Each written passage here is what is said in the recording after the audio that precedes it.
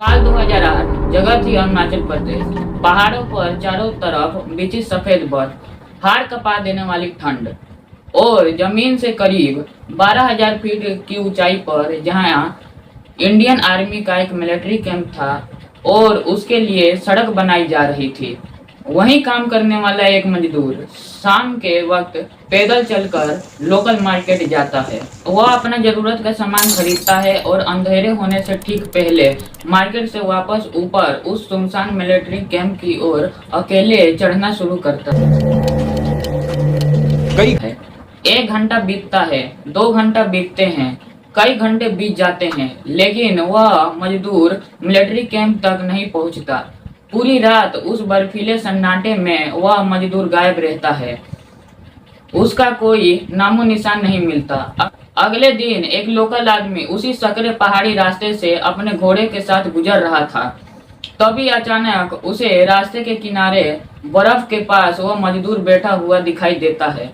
वह बहुत ही अजीब और डरावने तरीके से बैठा हुआ था। लोकल आदमी को लगता है कि शायद ठंड की वजह से वह शराब पीकर वहां बैठा है।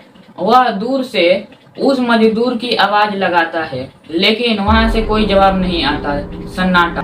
वह आदमी धीरे धीरे डरते हुए उसके पास जाता है और जिसे ही करीब पहुंचता है उसकी रूह कांप जाती है। उस मजदूर की गर्दन पूरी तरह से पीछे की तरफ टूटी हुई थी, उसकी आंखें खुली थी और उसकी सांसें थम चुकी थी। वह जिंदा नहीं था। अजीब बात जानते हैं क्या थी? पास में उसका मोबाइल फोन और उसके पैसे, सब कुछ वहीं बिखरे थे। यानी ये कोई चोरी या लूटमारी की घटना नहीं थी। उसकी गर्दन देखकर ऐसा लग रहा था जैसे किसी उसे बहुत ही मेहरमी से मरोड़ दिया है। डॉक्टर्स के पास जब उस लाश को ले जाया गया तो उन्होंने कहा कि किसी इंसान की गर्दन को इस तरीके से तोड़ना किसी भी आम इंसान की बस की बात नहीं। इसके लिए एक वैसी ताकत, एक वैसी भयानक फोर्स की जरूरत होगी जो इंसानों में नहीं होती है। उसे कोई जंगली जानवर ने नहीं मारा था, क्योंकि उसकी पूरी बॉडी पर किसी भी पंजे या दांत के निशान नहीं थे। कहीं से खून की एक बूंद भी नहीं थी, बस गर्दन टूटी हुई थी। लोकल लोग बताते हैं कि जब पुलिस वहां पहुंची तो जांच के दौरान उस लाश के ऊपर एक अजीब सा बाल था और जब उस बाल का टेस्ट कराया गया तो पता चला कि वह ना तो किसी इंसान के बाल थे और ना ही इस धरती के किसी जाने पहचाने जानवर का। और सिर्फ इतना ही नहीं, पुलिस को एक खौफनाक मंजर के पास बर्फ पर एक फुटप्रिंट भी मिले थे, एक वैसा पैर का निशान जिसे देखकर वहां के स्थानीय लोगों ने चेहरे का रंग उड़ गया। उन्होंने कांपती आवाज में सिर्फ एक ही नाम लिया, येटी, यानी हिममान। वहां के लोकल लोगों का मानना था कि जिस जगह पर सड़क बनाई जा रही थी वह येटी का इलाका था और उस मजदूर को किसी इंसान ने नहीं बल्कि पहाड़ों में घूमने वाले अदृश्य साए ने तड़पा तड़पा कर मार रहा था। इस खौफनाक घटना से करीब 11 साल आगे चलते हैं। फास्ट फॉरवर्ड टू 29 अप्रैल साल 2019। इंडियन आर्मी अपने ऑफिशियल वेबसाइट हैंडल से कुछ तस्वीरें शेयर करती है जो पूरी दुनिया को झकझोर कर रख देती है। आर्मी के डायरेक्टर ऑफ जनरल इंफॉर्मेशन ने ट्वीट करके बताया कि उनके माउंटेनियर एक्सपीडिशन की टीम को मकालू बेस पर कैंप के पास येटी की रहस्यमयी और विशालकाय फुटप्रिंट्स मिली हैं। और जानते हैं उस पैरों के साइज क्या था? 32 गुणे 15 इंच। बर्फ पर बने वह गहरे निशान किसी आम जीव के नहीं हो सकते। आर्मी ने उस सबूतों की तस्वीर ली और साइंटिफिक वैल्यूएशन के लिए उन्हें एक्सपोर्ट कर दिया। आखिर क्या सच्चाई है इसके पीछे? आपने येटी का जिक्र सोशल मीडिया और कहानियों में बहुत सुना होगा। आइए जानते हैं दोस्तों इस बर्फीले मॉन्स्टर के रहस्य की वह पूरी कहानी जो सदियों से हिमालय के वादियों में दफन है। येटी, आपने येटी का फुटप्रिंट देखा है? The huge hairy monster has been spotted walking across Asian mountains from China to the Himalayas. Incredible claim by a respected Oxford researcher says he has proof that the Yeti, the abominable snowman of the Himalayas, is in fact real. है। डरावनी कहानी आई साल 1951 में। British mountaineer Eric शिफ्टन और उनके साथी surgeon Michael word mount Everest पर चढ़ने के लिए एक बिल्कुल अनजान और अल्टरनेटिव रास्ता ढूंढ रहे थे। चारों तरफ सिर्फ सफेद बर्फ थी और दूर दूर तक कोई इंसान नहीं था। तभी अचानक मेनल ग्लेशियर पर बर्फ के बीच उन्हें किसी पैरों के निशान दिखाई दिए, 13 इंच लंबे और 8 इंच चौड़े। ये निशान बहूबी इंसान के पैरों से बहुत साइज में दानव जैसे लग रहे थे। उस सन्नाटे में वह निशान देखकर उस माउंटेनियर्स के रोंगटे खड़े हो गए। एरिक के पास साइज नापने के लिए कुछ नहीं था, तो उन्होंने डरते डरते निशान के बगल में अपनी कुल्हाड़ी रखी और कुछ तस्वीरें ली। जब ये फुटेज दुनिया के सामने आई तो अखबारों और मैगजीन के जरिए हर घर में खौफ फैल गई। लोगों के लिए ये इस बात का सबसे बड़ा सबूत था कि पहाड़ों में कोई है जो छुपकर इंसानों को देख रहा है। तस्वीरों के बाद दुनिया भर के एक्सप्लोरर्स और शिकारियों के बीच एक अजीब सी रेस शुरू हो गई। धरती के कोने कोने से लोग इस उम्मीद में हिमालय की खतरनाक पहाड़ियों में उतर गए कि वह उस भयानक जीव को ढूंढ निकालेंगे। The search has taken him into some of the most spectacular scenic areas of the world, to breathtaking vistas of natural beauty. लेकिन ये येती आखिर दिखता कैसा है? जिन लोगों ने इसे बहुत करीब से देखने का दावा किया, डिस्क्रिप्शन रूह कपा देने वाली थी। उनके मुताबिक एक बेहद विशाल एपी जैसा दिखने वाला क्रीचर है जो साइज में इंसानों से बहुत बड़ा होता है, जिनके हाथ बहुत लंबे और डरावने होते हैं और छाती और पेट हद से बहुत चौड़े और पावरफुल होते हैं। इनका हाइट करीब 7 से 8 फीट होता है और वजन 180 किलो से ज्यादा बताया जाता है। भूटान के लोगों ने एक बार बीबीसी को बताया कि उनके चेहरे छोड़कर पूरे शरीर में लाल भूरे ग्रे ब्लैक कलर के लंबे लंबे बाल होते हैं और सबसे अजीब बात, ये जीव अपनी गर्दन मोड़ नहीं सकता। यानी अगर इसे अपने पीछे देखना हो तो इसे पीछे मुड़ने के लिए एक पूरी बॉडी को मुड़ाना पड़ेगा। के अंधेरे में जंगलों के बीच एक पेड़ से दूसरे पेड़ बड़ी आसानी से कूद जाता है। कुछ लोगों का कहना है कि इसके हाथ में हमेशा एक भारी पत्थर होता है जिसे ये पल भर में किसी हथियार की तरह इस्तेमाल कर सकता है। भूटान के लोग एटी पर यकीन करते हैं। उनका कहना है कि ये जीव हमेशा अकेला या सिर्फ अपने जोड़े के साथ घूमता है। इन्हें ग्रुप में नहीं देखा गया। ये रात के सन्नाटे में एक अजीब सी तीखी सीटी बजाकर एक दूसरे से कम्युनिकेट करते हैं और जब ये आसपास होते हैं तो हवा के लाशों जैसी बहुत गंदी भयानक और बदबू फैला जाते हैं। कभी कभी ये अंधेरे में अजीब तरीके से मुस्कुराते हैं और वैसी आवाजें निकालते हैं जिसे सुनकर किसी के भी फेफड़े जम जाएं। पहाड़ों में इनका दिखना सिर्फ और सिर्फ तबाही, बुरे समय और मौत का प्रतीक माना जाता है। कहानियों की माने तो ये खौफनाक हिम मानव इंडिया, भूटान, नेपाल और तिब्बत के उन हिमालय एरियाज में पाए जाते हैं जहां इंसान जाने की सोच भी नहीं सकता। खासकर नेपाल और तिब्बत के वह ऊंचे बर्फीले इलाके में जहां सिर्फ हड्डियां गला जैसे हवाएं चलती हैं।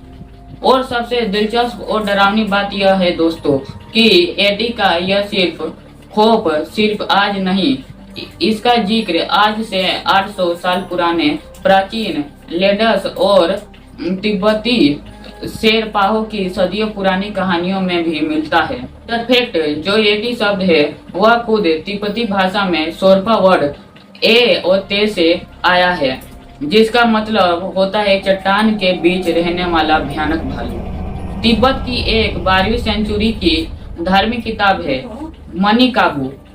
इस प्राचीन ग्रंथ में इंसानों और एतियों के बीच एक बहुत ही अजीब कनेक्शन की बात की गई है, जहां एक मैथोमैजिकल कहानी एस्टिमेशन है जिसके अनुसार एक बौद्धित्य मंकी थे जिन्होंने मेडिटेशन करने के लिए तिब्बत भेजा गया था। जब वह पहाड़ों की गहराइयों में ध्यान लगा रहे थे तभी उनकी नजर भयानक राक्षसिनी श्रीमोन पर पड़ती है। उस राक्षसिनी ने मंकी को धमकी दी कि वह उससे शादी कर ले, नहीं तो वह राक्षस से शादी कर वैसे भयानक मोटर्स को जन्म देगी जो पूरी सृष्टि को खत्म कर देंगे। डर के मारे मंकी ने उससे शादी कर ली और फिर पैदा हुआ उनके 6 मंकी ह्यूमन बच्चे। जनरेशन बदला होते गए, आखिर में इंसान बने, लेकिन जो शुरुआती जनरेशन थी वह पूरी तरह इंसान नहीं बन पाई। वह आधे जानवर रह गए और उन्हीं में से एक जनरेशन थी एटी की। इस प्राचीन कहानी के हिसाब से एटी और हम इंसान के पूर्वज एक ही हैं। बस एटी कभी पूरी तरह इंसान नहीं बन पाए, वह जंगलों में ही अधूरे रह गए। असल में एटी का ये डर हजारों साल पुराना है। हिमालय की कुछ पुरानी और रहस्यमय सोसाइटीज तो इस हिम मानव को एक देवता की तरह पूजती है ताकि वह गांवों में हमला न कर दे। साल 1978 में हिमालय की हिस्ट्री में कलरस ने हिमालय एंथ्रोपोलॉजी नाम की एक बुक पब्लिश की थी। इस किताब के पन्ने खोलोगे तो रोंगटे खड़े हो जाएंगे, जिसमें लिखा है कि तिब्बत के कुछ प्राचीन तांत्रिक और मैजिशियन रेलुअस काले जादू में एटी के शरीर के हिस्से का इस्तेमाल किया जा रहा था। यह खौफ सदियों से इतना ज्यादा था कि जब अलेक्जेंडर द ग्रेट सिकंदर ने साल 326 बीसी में भारत के कुछ हिस्सों को जीता तो उसने भी स्थानीय राजाओं के एटी देखने की जिद कर ली, लेकिन लोकल लोगों ने साफ मना कर दिया। उन्होंने कहा कि एटी सिर्फ उचित बर्फीली और जानलेवा पहाड़ियों पर जिंदा रह सकते हैं। अगर हम उसे नीचे लेकर आए तो वह रास्ते में ही दम तोड़ देंगे।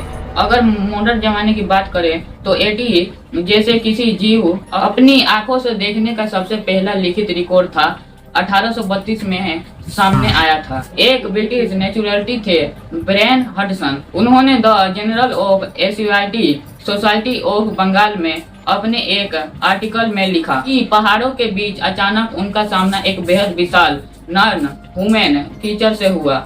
वह सिर से लेकर पैर तक घने बालों काले बालों से ढका हुआ था और जैसे ही उसने इंसान को देखा वह एक झपट्टे में पहाड़ों में गायब हो गया।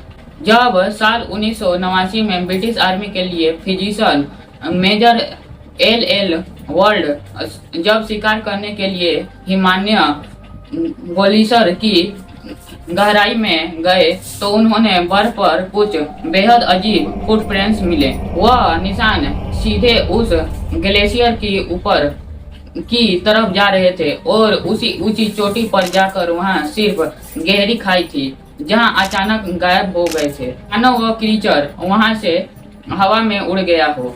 साल 1921 में जब माउंट एवरेस्ट एक्सपीडिशन और क्लाइंबर चेंज हार्लड बेरी और उनकी टीम वापस लौटी तो उन्होंने इंग्लिश अखबार द स्टेटमेंट को बताया कि उन्हें बर्फ पर कुछ बहुत ही डरावने और बड़े पेड़ों के निशान मिले। यहाँ के लोकल गाइड ने कांपते हुए उन निशानों को महत्वाकांक्षी यानी मैन बेयर एक्सप्लोरर्स का नाम दिया। साल 1937 आते आते तो जैसे ही हिमालय में एटी का आतंक छा गया था। एक्सप्लोरर्स HW एटीमैन को जेम्स गैलुरिसन पर एटी के पैरों के निशान दिखे।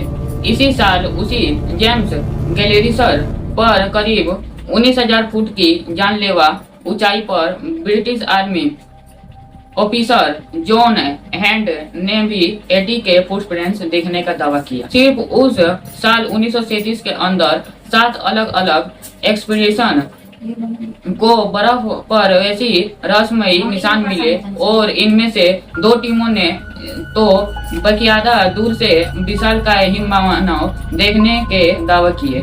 वहां के शिकार गाइड शेरपा दानी में बताते थे कि तिब्बत की कुछ बेहद पुरानी और गुप्त मिस्टीय मठों के अंदर एटी के कटे हुए हाथ और उनकी असली खोपड़ियां पाई जाती है।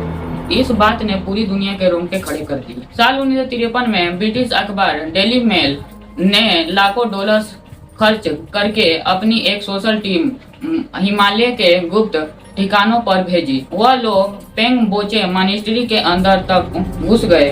वहां दावा किया जाता था कि 80 खोपड़ियां रखी हैं।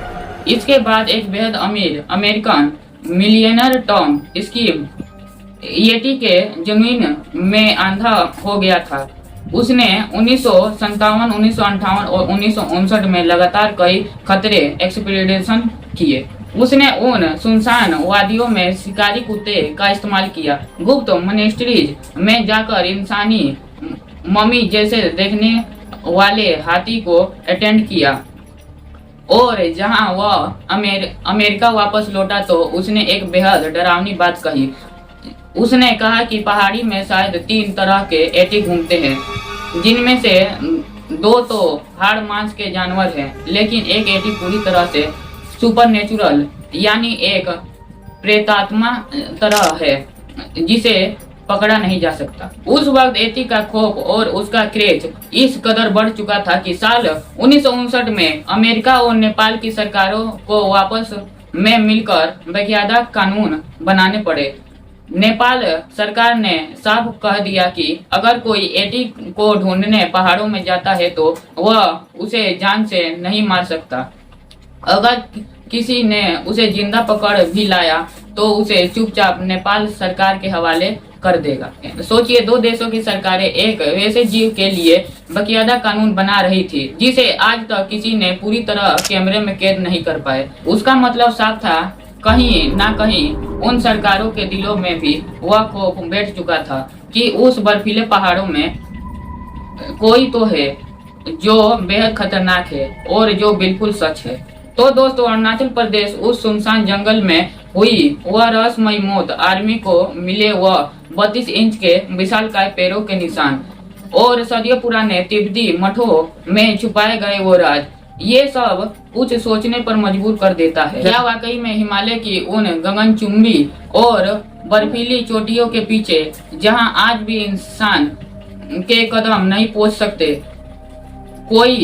कोई और खौफनाक राज छुपा है जिसे हमारी ये मॉडर्न दुनिया और हमारी साइंस कभी समझ नहीं पाई। इतिहास गवाह है कि पहाड़ों ने हमेशा हमें भीतर कई गहरे और काले रहस्यों को समेट रखा है। शायद रात के सन्नाटे में जब बर्फीली हवाएं चलती हैं तो वह किसी जीव की चीखें हो सकती हैं जो हमें गवाह करती है कि हम उसकी सरहद में कदम ना रखें।